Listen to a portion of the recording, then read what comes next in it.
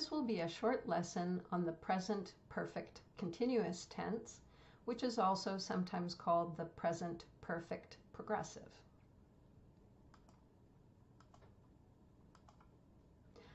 Like the present perfect, this tense emphasizes that a past action is important in the present.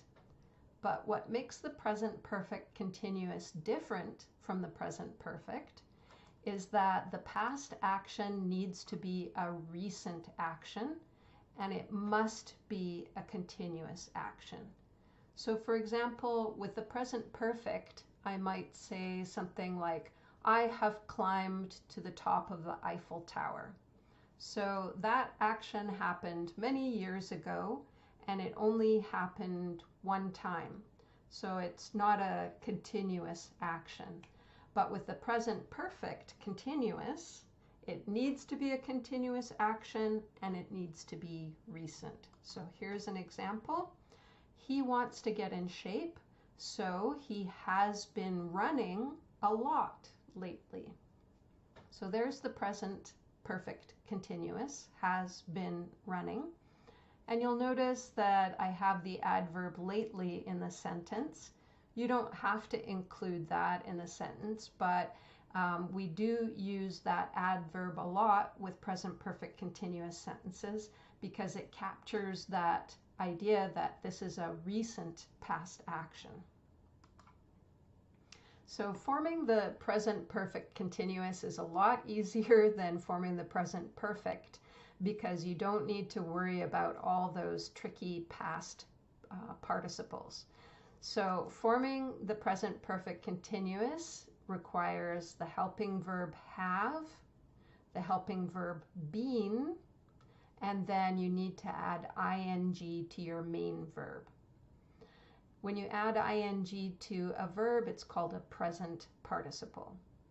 So have indicates the present, been indicates the past, and ing indicates a continuing action. And then if we think about the meaning of the tense, whenever we say we have something, it means we're the owner. And the idea here is that we own this past experience. So I own in the present, I own it. It's a past experience, which is what that past participle been indicates. And what past experience do I own? A continuing past experience. So it's an easy one to conjugate. You can see here, I have been reading, you have been reading, he has been reading. Don't forget about your subject-verb agreement. We have been reading, you have been reading, they have been reading. And you can use contractions if you want to. I've, you've, he's, she's, it's, we've, they've. So students often use the present perfect continuous instead of using the present perfect because it is a lot easier to form because you don't have those past participles. But it does have its own unique meaning, and let's have a look at that here. So we usually use the present perfect continuous tense to describe the most interesting activity that we have been doing recently, or the activity that is occupying a lot of our time, thoughts, or energy. So here's an example. She has been studying a lot recently because she has an exam next week. So people will often ask you, if they haven't seen you for a while, what have you been up to lately? What have you been doing?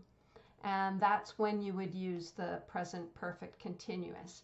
You would talk about whatever interesting things you've been doing or just what has been occupying a lot of your time.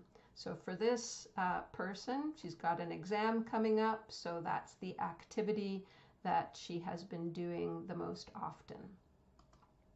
So I can ask you, what activity have you been doing a lot in the last few days? And you should try and answer in the present perfect continuous. So let's do a comparison of the present perfect continuous and the present perfect so you can see how they differ from each other. So here we have two very similar sentences. I have been living in Canada for 3 years, and I have lived in Canada for 3 years. So when we're talking about an ongoing action or a continuous action, these two tenses have very similar meanings, right? So they both mean that a past action continues up to the present, and it is important because it is a habitual action that will probably continue into the future.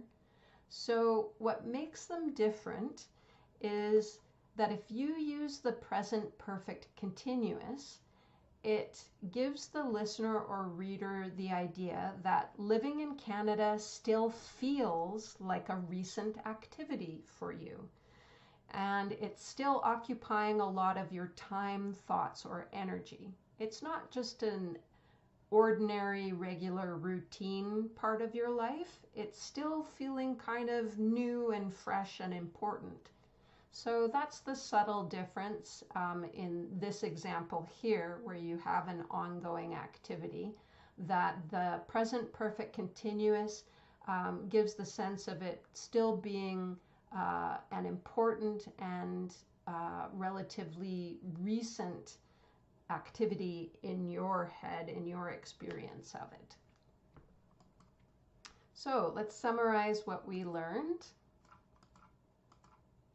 The present perfect continuous tense describes continuous past actions that are important to the present because they are recent and frequent, such as it has been raining a lot lately.